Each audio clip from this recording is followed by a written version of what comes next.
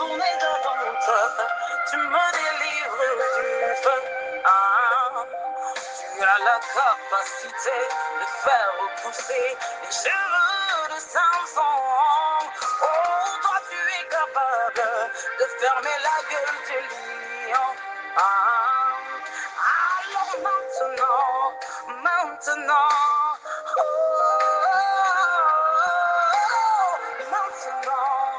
manifeste-toi, Yahweh, Yahweh. Shalom, shalom, bien-aimés.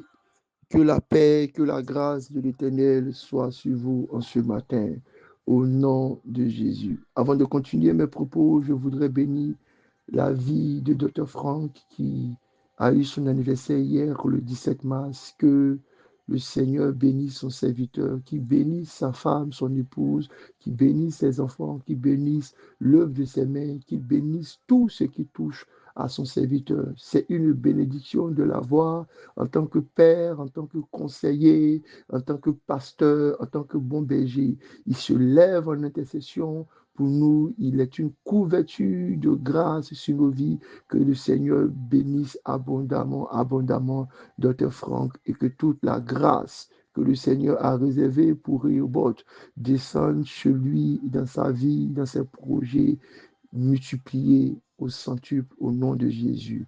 Amen, amen. Amen. Bien aimé, le thème de ce mois, c'est victorieux par sa grâce. Et cette semaine, nous sommes en train de parler de la grâce victorieuse dans la tentation et dans l'épreuve. Et ce matin, notre texte de méditation est tiré de Jacques chapitre 1, versets 2 à 3. Et le thème de ce jour, c'est un sujet de joie. Bien aimé, lisons ensemble cette portion d'écriture. Nous lirons à partir du verset 1 jusqu'au verset 4. Jacques, serviteur de Dieu et du Seigneur Jésus, crie aux 12 disciples, non, aux 12 tribus, désolé, qui sont dans la dispersion. Salut. Mes frères, regardez comme un sujet de joie complète les diverses épreuves auxquelles vous pouvez être exposés, sachant que l'épreuve de votre foi produit la patience, mais il faut que la patience accomplisse parfaitement son œuvre, afin que vous soyez parfaits et accomplis sans faillir en rien. Bien-aimés, quel est le contexte de cette méditation? Jacques écrit aux 12 tribus dispersées, c'est-à-dire aux chrétiens d'origine juive vivant hors d'Israël, qui ont quitté Israël à cause de la persécution, à cause de leur foi, parce qu'ils ont connu ce qu'on appelle les pressions religieuses, les pressions sociales après la naissance de l'Église. Et ces persécutions-là ont provoqué le rejet des autorités. Ces persécutions ont fait qu'ils étaient éloignés de leur héritage, ils ont perdu leurs biens, ils ont été déracinés de leur terre, ils sont allés dans des territoires où ils n'avaient pas de repères, où ils ont une instabilité, ils ont connu aussi des moments de combat intérieur, pas des doutes, pas des tentations, pas la fatigue spirituelle. Donc, Jacques écrit à des personnes qui sont éprouvées extérieurement, mais aussi qui ont des combats intérieurs. Mais quand il écrit ce verset, il dit une parole qui me touche complètement. Il dit, soyez en joie dans l'épreuve. Ah! Comment nous pouvons être en joie dans l'épreuve? Bien aimé, avant d'aller plus loin, permettez-moi de dire quelques mots sur l'épreuve et la tentation. J'ai parlé avec certains des amis et des frères dans la foi et à l'époque, nous discutons sur l'épreuve et la tentation et j'avais cette image de leur expliquer ceci. Vous savez, toutes les situations que nous vivons, la douleur, la fatigue, la souffrance, ne disent pas forcément que c'est le diable. Ce n'est pas ce que nous ressentons, ce n'est pas la pression, ce n'est pas l'objet de nos douleurs qui disent que la chose vient du diable, mais c'est plutôt si nous voulons faire la différence entre l'épreuve et la tentation, nous devons toujours nous souvenir de qui est à l'origine de ces choses et quel est le but de cette chose. Et puis en plus, on n'a pas seulement que la tentation et l'épreuve de notre vie. On a ce que nous appelons la situation du cours de la vie. Bien aimé, en fait, devant ce qui nous arrive, nous devons passer auprès de trois tamis. pour que nous puissions identifier si la douleur, si l'intensité de la souffrance vient du cours de la vie, de l'épreuve ou de la tentation. Le cours de la vie correspond aux règles naturelles établies par Dieu. La Bible dit, ce que l'on aura sémé, il le moissonnera aussi. Bien aimé, quand tu es en train de moissonner ce que tu as sémé, ce n'est pas une épreuve. Quand tu es en train de s'aimer ce que tu as moissonné, ce n'est pas une tentation. Quand tu es en train de s'aimer ce que tu as moissonné, c'est la vie. La vie a des règles, la vie a des lois. Chaque fois que nous violons ou chaque fois que nous déréglons un principe, une règle, des lois de la vie, nous allons payer, subir les conséquences. Ce n'est pas Satan, ce n'est pas Dieu. Quelqu'un qui va prendre un fruit pourri et le mettre dans son ventre va aller forcément avoir des problèmes digestifs. Ce n'est pas l'épreuve, ce n'est pas la tentation, c'est les règles de la vie.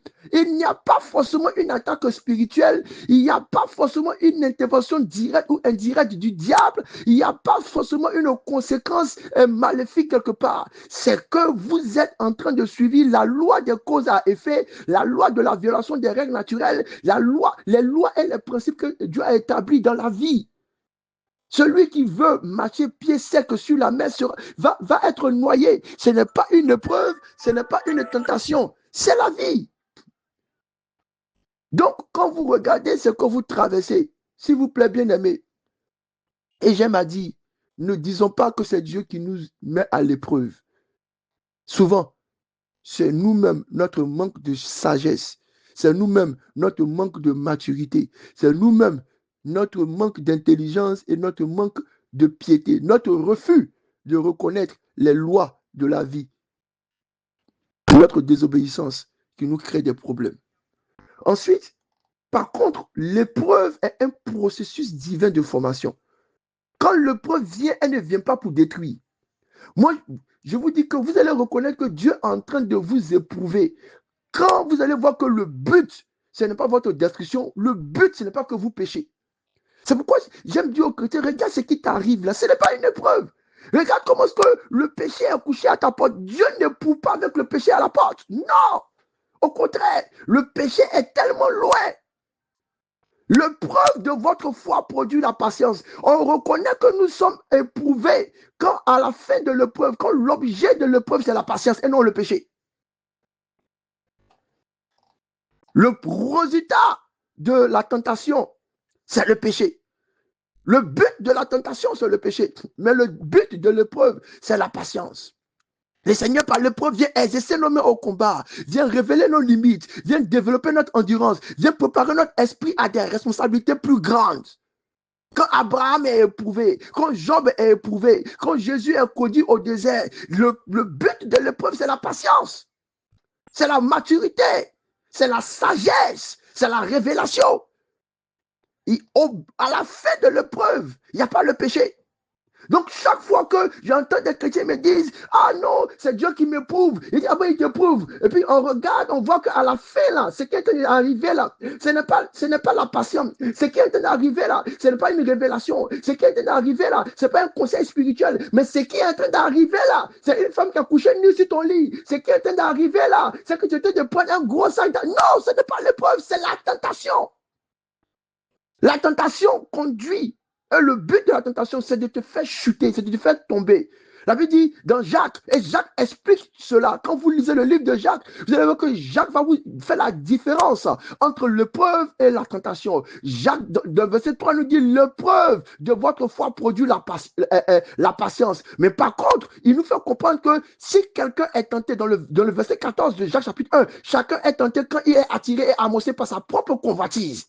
Donc, vous voyez que l'épreuve et la tentation n'ont pas le même but, n'ont pas le même auteur aussi. L'auteur de la tentation, c'est le diable. L'auteur de l'épreuve, c'est Dieu. Or, en Dieu, il n'y a pas de variation d'ordre. Or, en Dieu, il n'y a rien de mesquin, il n'y a rien de méchant. Il ne peut pas pécher, il ne peut pas aussi soumettre au péché.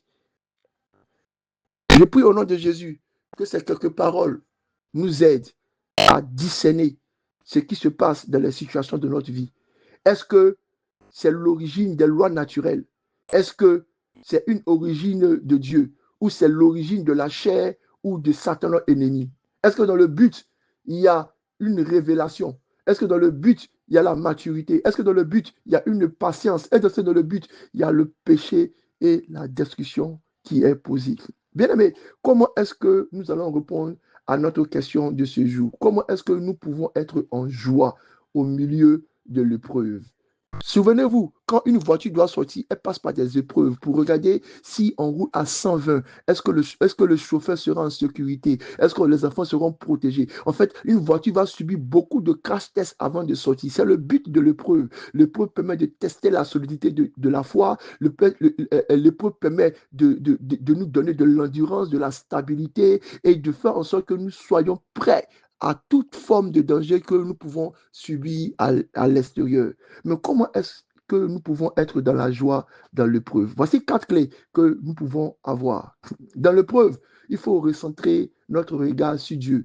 Psaume dit, Psaume de David, Dieu élève mes yeux vers les montagnes. David dit, je lève les yeux vers les montagnes et je recherche d'où viendra le secours. Quand nous sommes en épreuve, nous devons lever les yeux vers Dieu. Deuxième chose, nous devons ne pas regarder nos émotions, mais nous devons comprendre ce que Dieu est en train de chercher à faire. Mon âme, pourquoi t'abattu? Espère en Dieu. Si c'est le Seigneur qui t'éprouve lui-même, il va te donner toujours un réconfort, une parole. Il va te dire, sois patient, je sais ce que je suis en train de faire. Il va te réconforter. Le Saint-Esprit est un divin consolateur. Il faut poser la question. C'est pourquoi quand vous voulez savoir si vous êtes en épreuve, appelez Dieu pour qu'il vous parle.